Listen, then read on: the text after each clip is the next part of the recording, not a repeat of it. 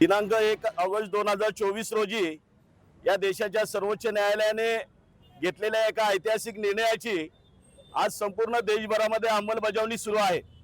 जवळजवळ या देशातील 6 राज्यांनी या निर्णयाची अंमलबजावणी सुरू केलेली आहे।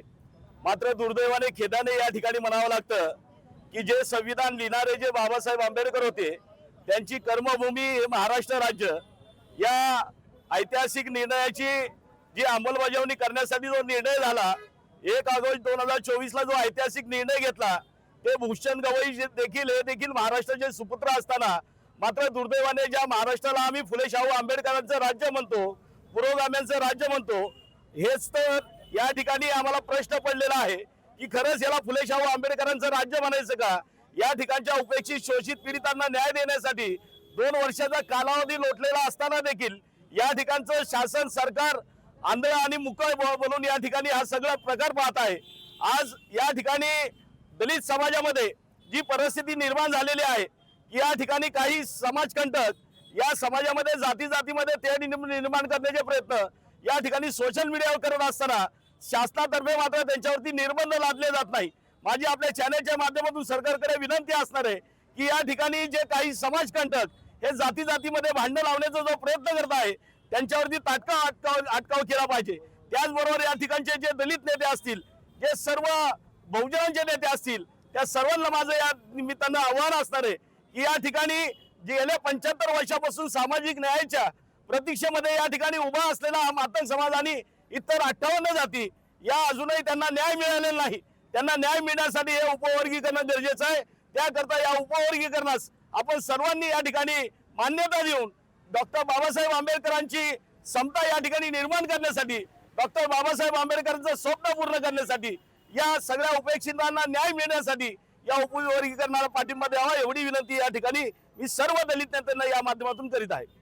माननीय सुप्रीम कोर्टाच्या ऐतिहासिक निर्णयानुसार राज्य सरकारने अनुसूचित जातीच्या आरक्षणाच्या उपवर्गीकरणासंदर्भातली अंमलबजावणी तात्काळ करावी या संदर्भातला आज हा समर्थनार्थ मोर्चा आहे।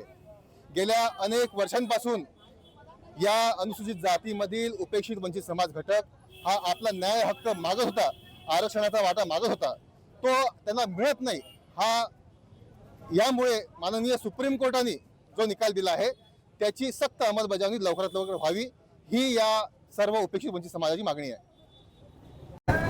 समस्त सकल वर्धावासियांच्या वतीनं 1 ऑगस्ट 2024 ला भारतीय सर्वोच्च न्यायालयानं अनुसूचित जाती आरक्षण वर्गीकरणाच्या बाजूने जो ऐतिहासिक निकाल दिला त्या न्याय निर्णयाची अंमलबजावणी महाराष्ट्र सरकारने तात्काळ करावीत। या उपेक्षित वंचितांचा आवाज शासनापर्यंत पोहोचवण्यासाठी आज मोठ्या संख्येने या ठिकाणी पिवळा वादळ, पिवळा झंझावात या ठिकाणी वर्धा शहरात रस्त्यावर उतरलेला आहे।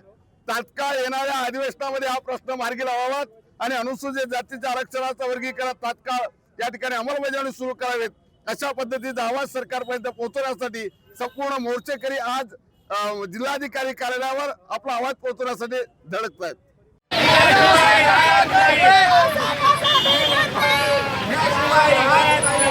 लोकशाहीर अण्णाभाऊ साठेंचा, डॉक्टर बाबासाहेब आंबेडकरांचा, शाहू छत्रपती महाराजांचा, लौकिक शक्ती